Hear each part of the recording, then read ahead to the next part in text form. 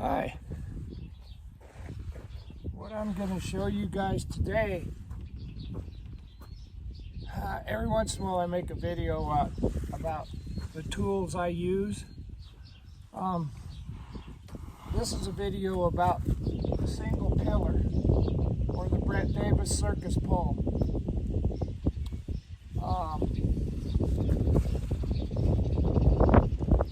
There's a guy who wrote a book called The Art of Horsemanship. Horsemanship as an art. His name's Brett Davis. He starts performance calls, shows a little bit, but mostly he's known for starting calls. And he uses that single pillar for performance stuff. So I talked to him at great length, and we discussed the circus pole quite a little bit. And I'm going to show you how I use the circus pole, and it's a really, really valuable tool in my toolbox. I don't put every horse on this single pillar, but I put the ones on it that it helps. And first I'm going to talk a little bit about what that pole is not. That pole is not a snubbing post. That pole is not to tie a horse to so you can do things that they're not ready to do. Like dally to it saddling. That's not what that pole is. That's not a snubbing post. And that's not how I use it. It is not a tool or a weapon to force anything. If I decide that a horse needs to go on that pole, I will be able to rub them all over with this flag or a training stick. If you can't do this with your horse, don't go put a patient or don't go put a circus pole in the ground. First off, they have to let you touch them everywhere. Minimal to no response.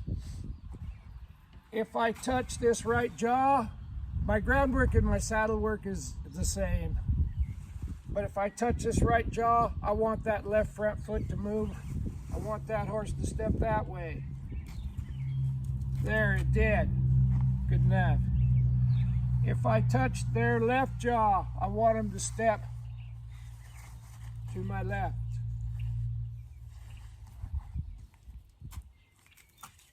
Just like those videos that we've been posting about the first and second rides on bareback horses with a halter on their head. These are exactly the same things. And if you can't do those two things, don't get them anywhere close to a circus pole or a single pillar. I'm going to pick up and I want the inside hind leg to step under. Just like that. Just like if you were riding. Left and right means back. We need to work on the back a little bit. That's okay. Most of the horses that come in here have either been through 2 or 3 trainers, or they've never been touched or handled. And working with a troubled horse or a horse that's learned incorrect responses to stimulus is not the same thing as working with a horse that's never been touched. You can't remodel your kitchen without tearing the old one out. When I get horses in here that's been through 2 or 3 trainers, usually those guys or girls, they tell me he's doing this, this, and this. And that's where we start. If a horse has never been touched, same thing. We catch them, touch them, rub them all over, move the body parts around. Simple. Now if I go over here and pick up, I want the inside hind leg on this side. Just like that. Doesn't have to be perfect, but it is there. I do not want this horse afraid of my tools. Left and right means back up. just like I was riding. Get in time with the front feet and walk backwards. Now, if you can't do those things with your horse, do not put him on this pole, because that means this horse ain't ready for that. It's too much. It's too loud. There's too big of a chance to force it. The horse is not allowed to touch me left and right. We need to practice that anyway. Now, my train of thought sometimes derails. I'm 70, I'm entitled. Now we're going to introduce this horse to the patience pole, or to the single pillar, excuse me, the circus pole. What we're going to work on, what this pole helps me with,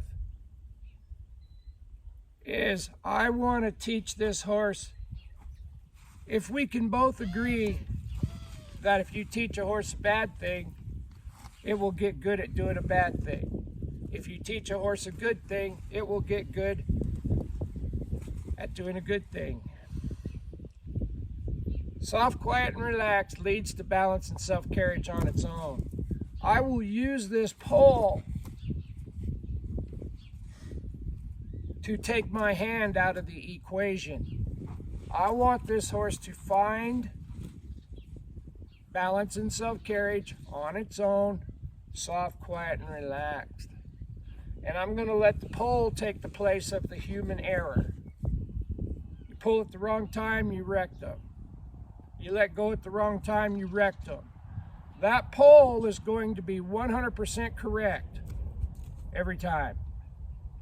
If that horse gives to it, no pressure. If that horse pulls on it, pressure. And what we're going to work on with this pole, mostly, is being able to manage their emotions, to be able to travel around me straight, stand it up, to be able to yield their inside of their body, stand up straight. When a horse is standing up straight, they're looking in and they're doing this.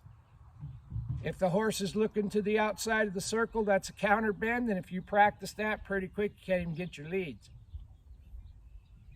If a horse is practicing being overflexed, now you got a horse that falls in all the time. Rubber-necked, kind of. We don't kind of want that. You pull on that head too much and it slings their hindquarters out. We don't want that. We want this horse to find that middle on its own. What the circus pole also does for me is horses that overreact.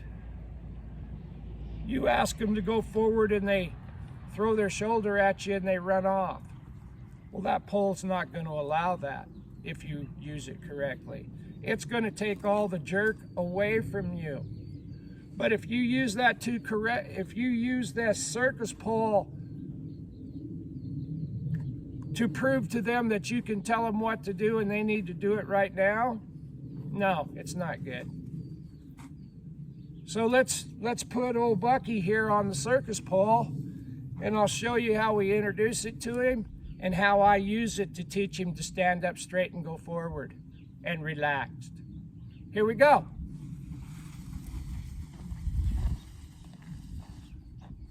Touching that left jaw, I want that right front foot. When he gave it to me, I quit pulling. Now, ask him again. Left jaw, I want the right front foot. I'll add my leg, there he goes. I always take this rope. You see how I've got it in my hand like this?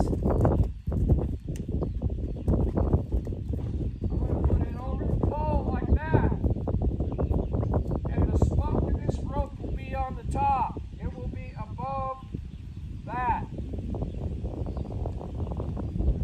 And if we're going the other way, it'll be exactly the opposite.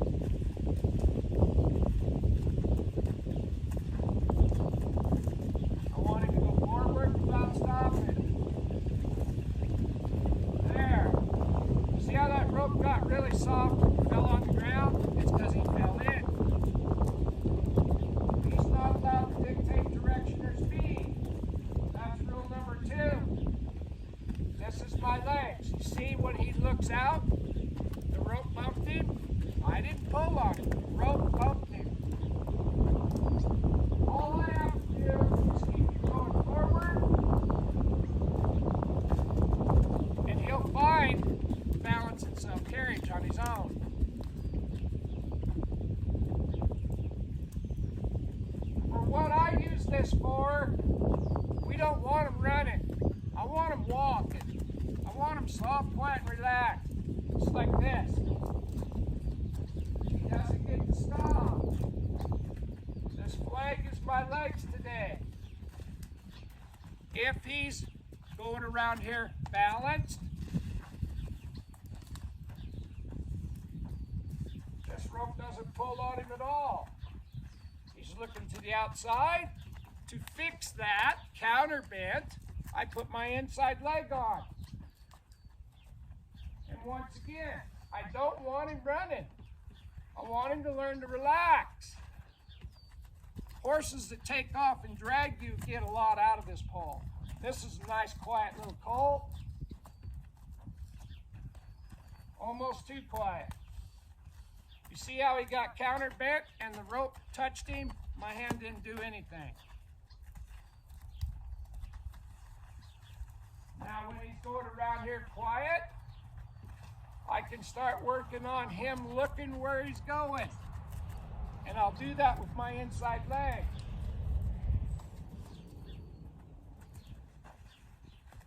Now I'm going to, see that look? He's counter bent. All I did was tap him in the belly on the inside. I want him to go forward and look at me, but not over bent. I don't want him running around here with his head at a 90. I want him going around here with his head in front of his shoulders. Legs. Legs.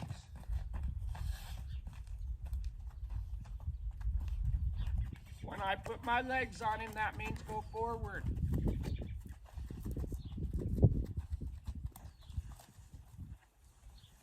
There. A lot nicer. Quieter, softer, ears are up, happy.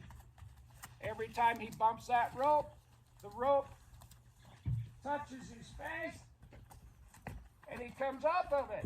Legs, counter bend. Every time he counter bends, I'm going to put that inside leg on him.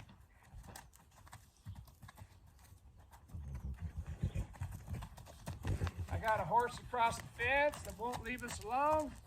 Such is life. Now when we get a good straight forward, see how he's laying on that halter? Not ready yet. He gets to decide where he's going to be. He gets to decide whether the rope is touching him or not. He finds the balance spot. And I'm not pulling him. As a matter of fact, I'm behind his eye just like I was riding. Now I'm going to rub him till he stops.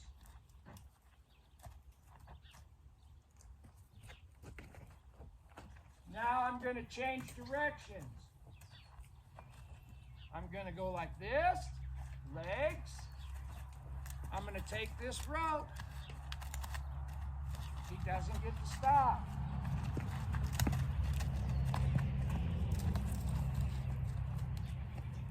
And this rope's above that spoke right there. He goes forward. There. When he learns to control his emotions, he won't overreact like that. See how he keeps falling in right there? I'm going to keep him out. I don't want him to run. I want him to walk and relax. There. His head's in a little too far, but I'm not pulling it in there. So he can find that balance spot. And I'm not,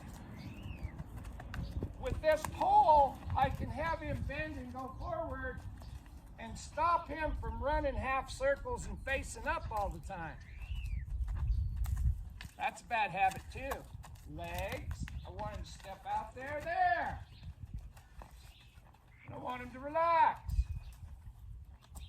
Yeah. Now I'm going to rub his belly till he stops. I'm thinking stop. Now rub him. Now we're going to change directions again. Left jaw, right front foot. turn above that rope.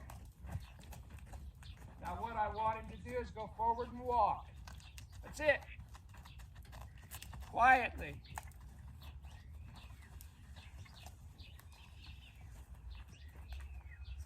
Inside leg, because he looked to the outside. He looked to the outside, I put my inside leg on him. This is my leg today. Just like that. He can go out there, he can keep his ears level, he can keep his shoulders stood up, he can be relaxed. Now I'm going to change my mind to stop. I'm not going to pull him to a stop. He's learning to read my intentions. Now I'm going to turn him, touch that jaw, step that foot across.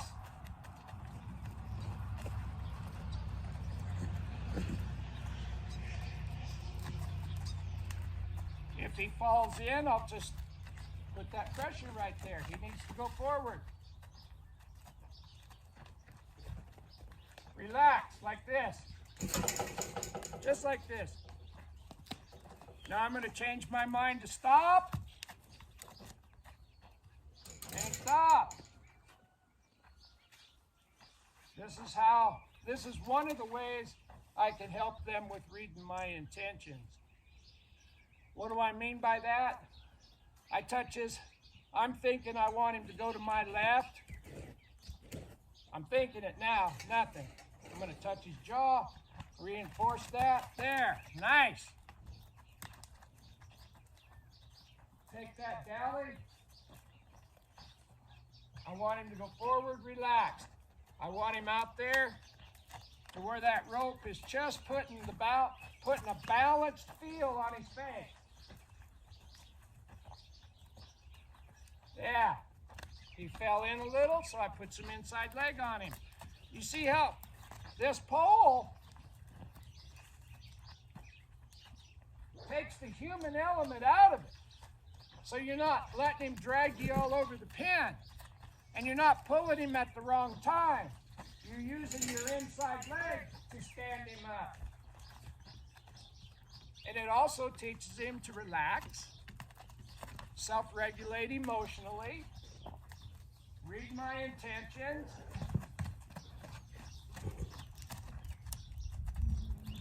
and he came back to that balance spot in the middle there. Forward. He's counter bent, put some leg on him. There. Now I'm going to change my mind to stop and reinforce that thought with my leg right there. And pet him. Now I'm going to turn one more time.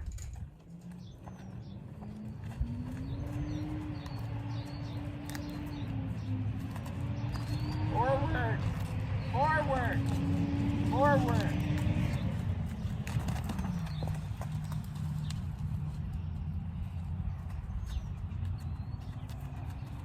You just work with what you're working with. The reason we're doing this down here on this pole is so when he squirts out like that, he doesn't get pulled on at the wrong time. He learns that if he does that to himself.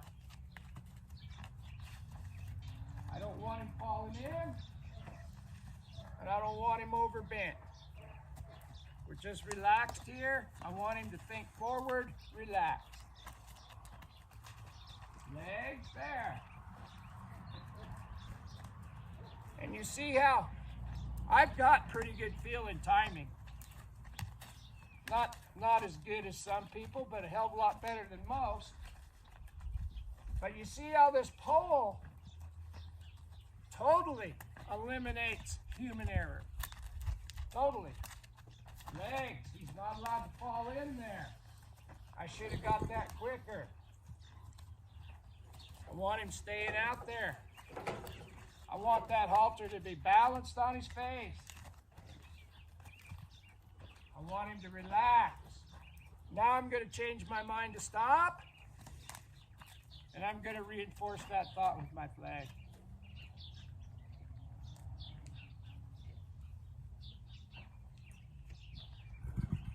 This is a real quiet way to teach a horse to be correct. And it's absolutely quiet if you've done your due diligence.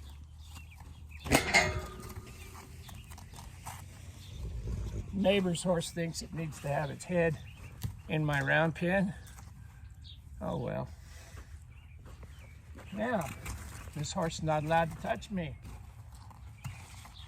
But until you get this horse to where you can move those body parts,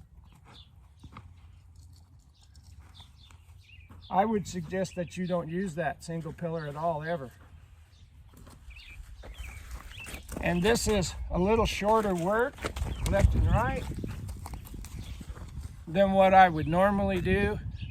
Because what I'm looking for is that little horse to go around there soft, quiet, and relaxed, balanced, learn to control its emotions, read my intentions. And like I said, I don't put this on everyone, but the ones that need it, I put them on. And if you learn how to use this thing correctly, it will stop them 1,200-pound, 6- and 7-year-old unhalter broke horses from dragging you all over the pen. And I get a few of those too. But just because somebody doesn't understand something, if you don't understand the single pillar, your job is to educate yourself. There. Your job is to educate yourself, not just immediately condemn it. Education is the most important thing that we'll ever do to help these horses, is we continually educate ourselves. We become students of the horse. If I can, anything that I can think of to do to get this horse to find it on its own, then when I apply it in a question to the horse, they already know how to do it. And there's a lot of people out there that when this little horse, he squirted out there a couple of times, he lost control of his emotions, he got a little scared. I didn't do anything. I let the single pillar do the work, and the timing was impeccable. All I had to do was keep him going forward. And those first rides that you put on your colts, that's going to be the number one thing. Get him to go forward soft, quiet, and relaxed. And this single pillar right here can help you do quite a little bit of that. Just a tool I use sometimes. Hope it helps. Bye.